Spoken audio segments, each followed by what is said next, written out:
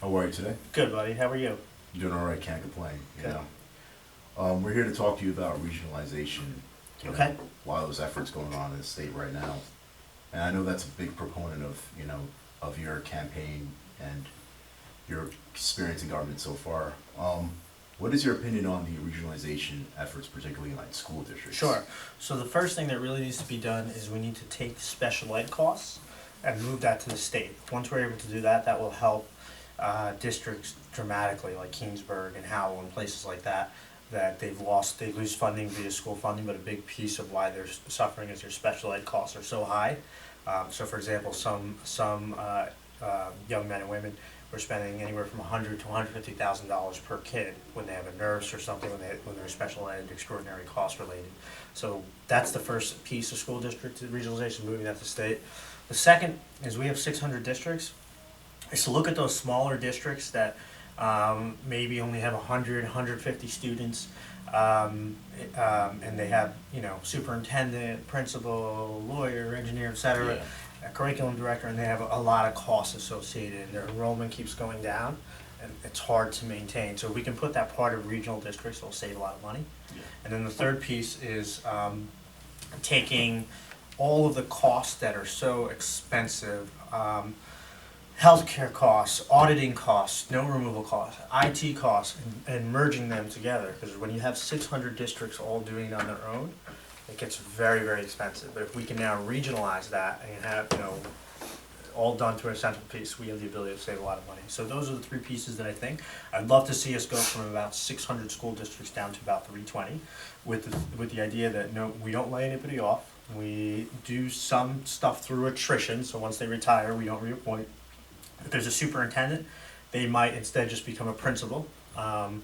We respect and value any union contracts that are there, and really look at the vendor costs at the top and trying to consolidate them. And I think the other big piece of that is right now when a young man or woman graduates from the 8th grade, and they go to a different school district, the high school and the middle school actually don't coordinate curriculums. So this will also allow us to coordinate curriculums. Understood. You mentioned how there's an astonishing number of 600 school districts in the state and how you want to bring that down. Do you think there should also be efforts of merging towns together as well, like with Princeton Township and Princeton Borough, and the efforts between, let's say, like a Freehold Township and Freehold Borough becoming one big town in a sense? Sure. I think that if the town chooses to do that, that we should give them the tools. The state should help them in doing that.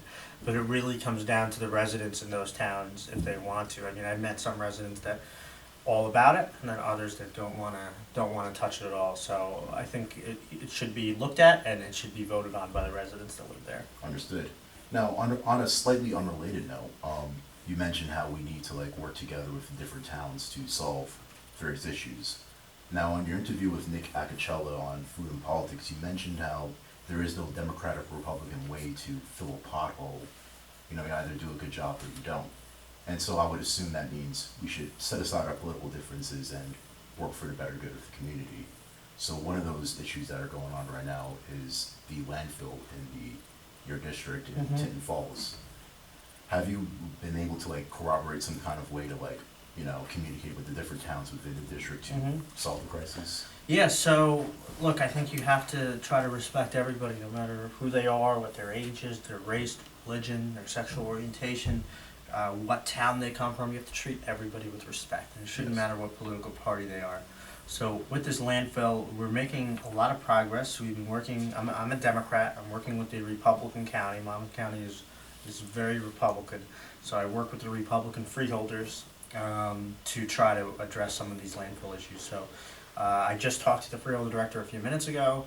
They're completing their last phase, but it's important that we try. I regularly call all the mayors in the district, regardless of political parties, all the superintendents, school board members, council, and make sure that everybody's on the same page and everyone's working together. I agree. Now, have you received a lot of complaints from this landfill? Oh yeah, yes. Yeah. It got a lot of complaints from the landfill, and that's what forced us. We had a town hall meeting where we asked the county and DEP to come. And I said, listen, you guys have to come. If you don't come, I'm going to put your phone numbers up there and they're going to call you. So they came, and I think that was the first step, and we're seeing a lot of positive changes be done. Yeah, sounds good. All right, so the next topic we want to talk about is, as we know, you're a small business owner as well. Yep. So do you consider your experience of running a small business an asset on how you run your district? Yeah, look, I think we have a part-time legislature in New Jersey, and I think everybody has different life experiences. I have some colleagues that are teachers, other colleagues that are police officers, other colleagues that are attorneys.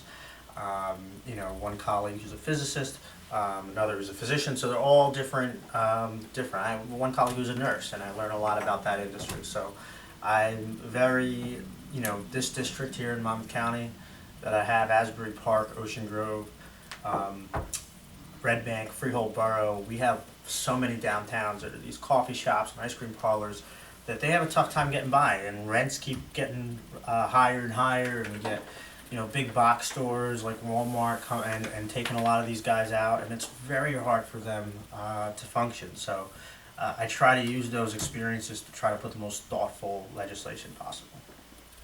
All right, so what was the exact reason you were raising the minimum wage? You were against it? Is it because you said they have a lot of competition, it's hard for them to reach people? No, so I support an increase in the minimum wage. That specific bill, I wanted three things. I know you can't even live on $15 right now, so the issue is not increasing the minimum wage.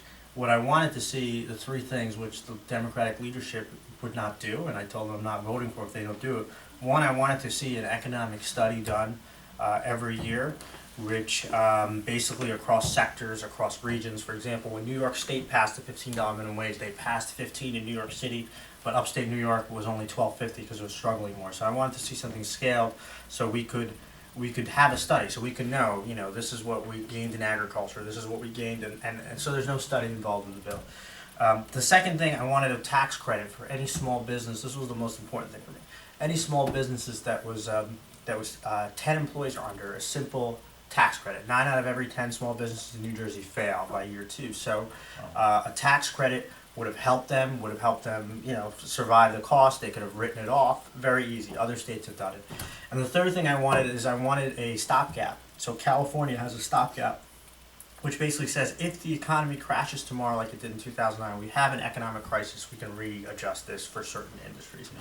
Leadership was not willing to do any of those three, and I thought the first was really bad because the study would have been done by the Department of Labor. It would have done by the governor's administration, who's pushed for this, right? So it's there. It's not we're asking some third party. We want them to do the study. So they were unwilling to do those, and so I said I'm not supporting, but I absolutely support an increase in the minimum wage. I had a legislation that I dropped increasing the minimum wage up to 12 immediately, faster than this was, and doing an economic study, and then coming back and asking the legislature to vote to go to 15. I thought that would have been better, so we could see what gains and losses there were, if any. So you don't think that there would be like a net negative of raising the minimum wage? Oh, not at all, but I think you gotta do it in a responsible, look, I think you gotta do tax credits, you gotta do certain things. So if you're the ice cream parlor, look, and the reality here is like a 17-year-old kid working at an ice cream store in Rumson is a lot different than a 17-year-old kid working in Newark, right? That kid in Newark is probably one of the bread earners in their household. Yeah. The kid in Rumson is not. So you could do responsible legislation that treats different communities. I have Colts Neck in my district, which is, I think I got 19% of the vote there, right? They probably did it by mistake. So, but that's a different community than Asbury Park. So the problem is when we treat everything New Jersey as one, it becomes very problematic. So I think, if you go down to Red Bank here, you've got a lot of guys that are struggling to get by, and they put a lot of money into their own business. When I had my embroidery, I had an embroidery and screen printing retail store, and I was there 7 days a week. I worked a second job at night to help because I couldn't make payroll. If I had a $15 minimum wage, I wouldn't have been in business. I would have, second year too, people go online and they buy the branded shirts and stuff. So I think you have to protect those mom and pops. Whereas if it was going 15 for bigger companies, they should absolutely, all my employees now, 14 employees, they have health care, they have a pension, 401k, they have good salaries, well above 15. But the problem is my first few years was very difficult, and I worry that, everything is not equal. So you can go in and buy something at the bicycle shop over here, but you go to buy that bicycle at Walmart, it's a lot cheaper, right? So where are people gonna go? So how do you treat them the same? I just don't like that. I think if you gave a tax credit to that little bicycle shop on the corner, now they can actually compete against the Walmart. You also think that there should be like a different set of pace for small businesses Absolutely. in comparison to big businesses? Absolutely. When it comes to, yeah, I absolutely think that, because I think that was the biggest piece. And I wasn't even looking for a different pay scale. I was just looking for a tax credit for those guys. Okay. So, you know, it's very hard for somebody. I talked to these guys who own the ice cream parlors. He showed me his tax returns. He makes $38,000 a year, and if no one's there on a Saturday morning, he's the one scooping ice cream. So, how you treat that the same as somebody who has, you know, somebody who owns 20 restaurants and has all this buying power, and I don't think it's fair. Yeah, understood. So what advice would you give small businesses to keep up with the big businesses? Look, it's very difficult to be a small business owner. There's a lot of great resources. One is SCORE, which is done through Brookdale Community College, which are not done through Brookdale. SCORE is a national organization, but the local chapter in Monmouth is at Brookdale, and they help small businesses with advice and guidance for free. There are a lot of retired business owners. I think it's important to try to work in a trade or industry for a while. Like I got a liberal arts degree in college, which, by the way, you should know you have to go find a job if that happens. So I went into embroidery, screen printing, digital signs, banners. You know, I did street signs, but I got to work for myself, and I learned. I really enjoyed the marketing aspect of the business. So I think it's important to be involved. You can't be in a bubble. You got to get involved with your local business groups, your local chambers. You know, I was on the board at the time, the Big Brothers Big Sisters, so I got to meet a lot of people in the area. So I think it's important just to be involved. Yeah, understood. So to dial it back to on the topic of regionalization, Yep. in relation to school districts. So you already mentioned how many school districts there are in the state. Do Yep. you know how many regionalized school districts in particular are in the state? There's about 70 right now. 70. They're all different there. We have Frio Regional, we have a lot of different ones. Really, the challenge is looking into all those smaller schools that are 1 or 2 buildings and Yeah. to start consolidating them, because their administrative costs are very high. Yeah. You know, average class size should be somewhere between 18 and 23. So there's a way to stay in there, but the problem is all those costs. Like, we have one district that has like 3 assistant superintendents, so when they lose enrollment, they're not firing their administrators, they're firing the teachers, which is not right, Yeah. you know? Because I actually attended Frio Regional High School District, Okay. Marlboro High School in particular, and you know, one thing that you know, I was aware of is how the fact that they were all separate high schools at one point in separate towns, and then they Yep. eventually merged Yep. into one big district. And- Are you aware of any like issues that arose from the time of I'm consolidating those districts? not. They're having funding challenges now because their enrollment's so down. But what I'd like to see, for example, like Colts Neck has Conover Road Elementary School and Cedar Drive Middle School. Like, those should be part of a regional district, so it helps their enrollment. We should see those smaller school districts be a part of the regional, and I think that's what's lacking right now. So Now to expand it from beyond yeah, high school. we and gotta make it get. even That's the more. only. Yeah, you gotta keep the K-8 in there. Otherwise, you know, it makes it harder. All right. And what are And by some- the way, I'm sorry, they'll also take care, we have a huge, you know, we have challenges with racial disparity and a lot of things. Once we merge these districts, we will get rid of a lot of that. Yeah. You know, like, for example, we have Deal and Asbury Park, 2 different worlds. We have a lot of these districts where we have to start, you know, integrating them. Yeah, so instead of doing school choice, which is like the Republican option, we can just regionalize the school district Exactly. itself. And, Exactly. yeah. And if someone wants to send their kid out, that's fine, but we can't have different towns where they're different, completely different races and each. Yeah. It's ridiculous. Exactly. All right, and I mean, I guess this is a bit like a cliche question, but what Sure. are some things that regular school districts can learn from regionalized school districts, even if they don't eventually opt into regionalizing themselves? Everyone is afraid of change, right? No one likes change, but I think we can control costs. There's a lot of the funding. A lot of these districts have funding challenges. We can take that. I mean, if we all of a sudden control snow removal costs across 7 districts, we're going to be paying 20% more. It gets expensive. Same Yeah. thing with, you know, not this year, but usually landscaping. A lot of these costs, IT costs, auditing costs, legal fees, all of these, we have the ability to consolidate. But when you have 600 people going out and doing their own thing and hiring their own people, and you know, it's. I think that's the number one thing they can learn. They can today go to a neighboring district and do a shared service. There's nothing that stops one school district to call another school district and say, hey, what are you doing for your communications? Instead of hiring a full-time employee, why don't we work together and split it? Because we Yeah. might not need it. We each have one building. So there are things like that they can look towards. Sounds good. All right. Now, regarding regionalization, there's other issues going on in the community.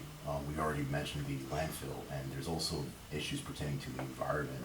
What are your opinion on township ordinances in general, and how that can be like, regionalized in a sense? I think I think they're good. I'm a big believer in local control. We should give towns the ability to pass ordinances in their town. So I think it's important, and I'm all about local ordinance. I mean, some towns have passed the plastic bag ban. Other towns have passed infrastructure pieces or parks. I think that's what's good.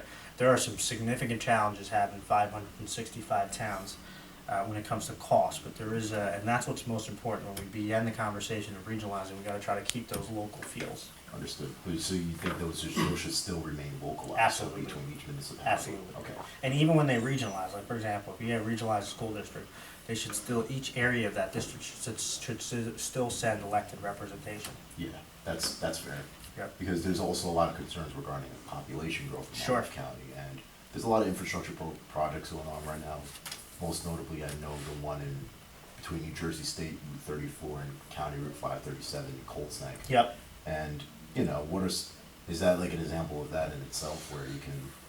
So we're roughly about 600,000. Monmouth County population's been a little stable recently, but some of the biggest challenges we have is the Fort Monmouth area when we lost all those kids. I'm sorry, all those folks down to Aberdeen, Maryland. Yeah. We lost a huge part of the economy, so now we're trying to restructure that. I think we're hopeful that Jersey City State University is going to be opening a STEM campus there.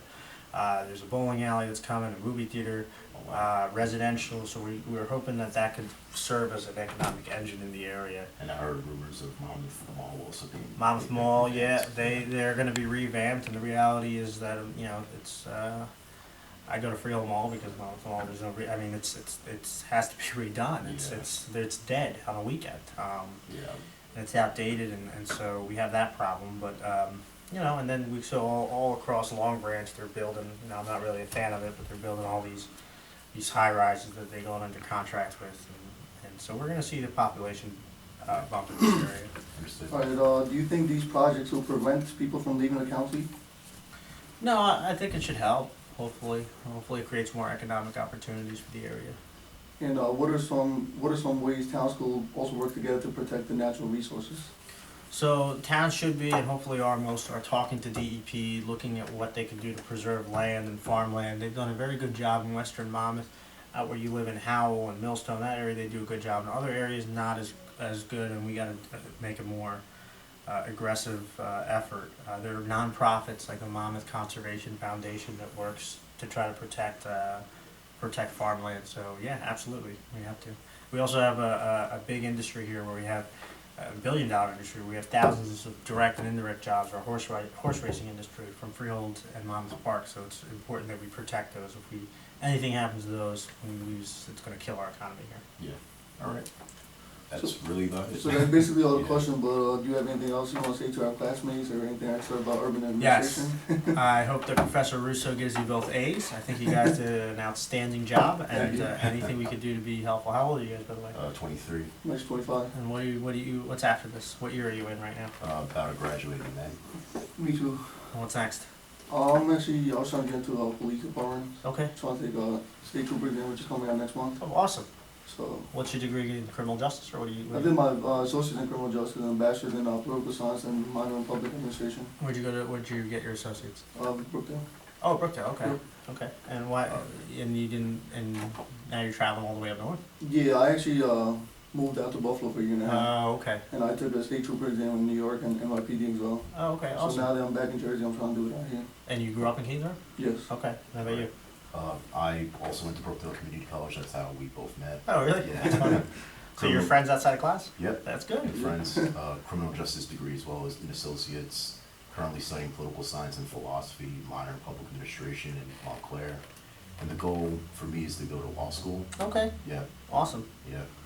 Awesome. Anything I can do to be helpful, let me know. We're both backwards. He's trying to go to law school first and then police. I'm going to police Oh, and really? law school. Yeah. We're crisscrossing that, man. That's all good.